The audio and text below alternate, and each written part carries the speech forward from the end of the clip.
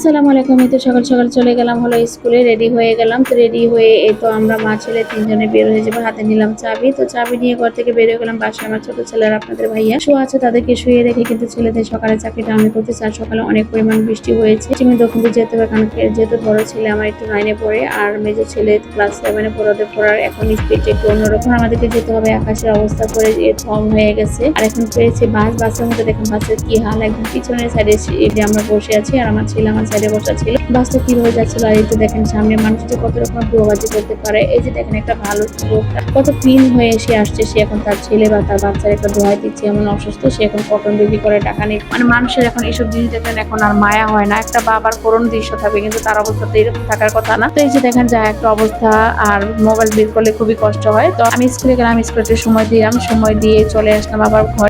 দেখা যায় মোবাইলটা ঘর থেকে বের করতে, ব্যাগ থেকে বের করতে এখন ভয় লাগে, কারণ রাস্তাঘাটে খুব চুরি চিন্তাটা ইদানিং বেশি বেড়ে গেছে। আর আমি যে এরিয়াটাতে যাওয়া আসা করি সেই এরিয়াটা অনেক খারাপ। এখান থেকে হাত থেকে মোবাইল নিয়ে যায়, তাই ভয়ে খুলি না। তারপর ঘরে আসলাম, এসে ইতিকে ফোন দিলাম, ইতি ঘরে আসলো। ইতি আমার টুকিটাকি অনেক কাজ করে দিল। করার পর এখন সে লতি ছিলতেছে, লতি কাটতেছে আর কি। আর লতিটা এখন আজকে রান্না করবো। আপনাদের ভাই অনেকগুলো ইলিশ মাছ নিয়ে এসছে, সেই ইলিশ মাছও করবো আর কি। সবকিছু মিলিয়ে কাজ অনেক কাজই হয়ে গেছে। তো দেখেন ইতির বসার সিস্টেম কি, ইতি এখন যা করতেছে, সে এখন মাছ কাটতেছে। সে নাকি ওইভাবে চাপা চাপা বসতে পারে না, বলে মামি আমার পা ঝিনঝিন ঝিনঝিন ধরে গেছে। মেয়েটা কিন্তু অল্প বয়স হলো, মাশাআল্লাহ অনেক কাজই জানে, তাকে দিয়ে অনেক কাজই করে। আর এই ইলিশ মাছে কিন্তু মাশাআল্লাহ অনেক সুন্দর ডিম হয়েছে। এখন বলতেছে মামি এটা কি করবো। আমি বলছি তাহলে মাছটাকে 3 টুকরা করো। মাছটা কিন্তু চাপিলা মাছ অনেকটা বড়, তো 3 পিস করলে মাশাআল্লাহ অনেকটা বড় হবে মাছ। তো আপনাদের ভাই অনেকগুলো মাছ নিয়ে এসেছে, তো কিছুটা মাছ বাড়িতে পাঠাই দিচ্ছি যে মা কেটে নিবে, আর এই মাছগুলো মেয়ে থেকে দিয়ে কাটাবো। আজকে ভাবছি ইলিশ মাছ ভাজা আর যে লুকাগুলো হবে সেই লুকার ডিম দিয়ে আজকে খাবো, আর কিছু একটা মাছ নিব। তো এই যে এখন দেখি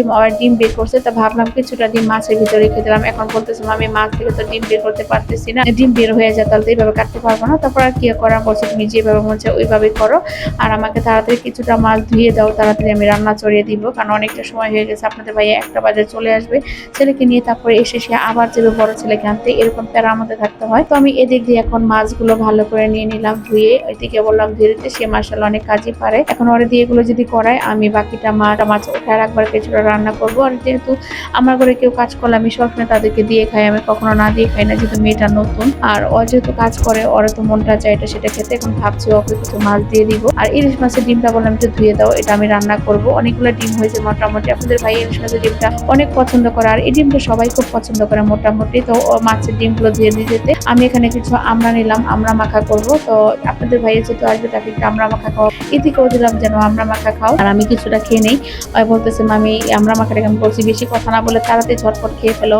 আসলে আমার মতোই কথা বলে মিশে। আর এদিক দিয়ে কিন্তু আমি মাছের ডিমগুলো ভেজে নিলাম, সাথে লুকা ছিল, লুকাটা অনেক মজা ছিল। আর কিছুটা মাছ নিলাম, সেটা ভাজা খাবে আপনাদের ভাইয়া। আর মাছ দিয়ে কচুমুখি রান্না করলাম। আর এটা ছিল আপনার ওই চুকরি পাতা ভর্তা। কে কে চুকরি পাতা ভর্তাটা খান অবশ্যই জানাবেন।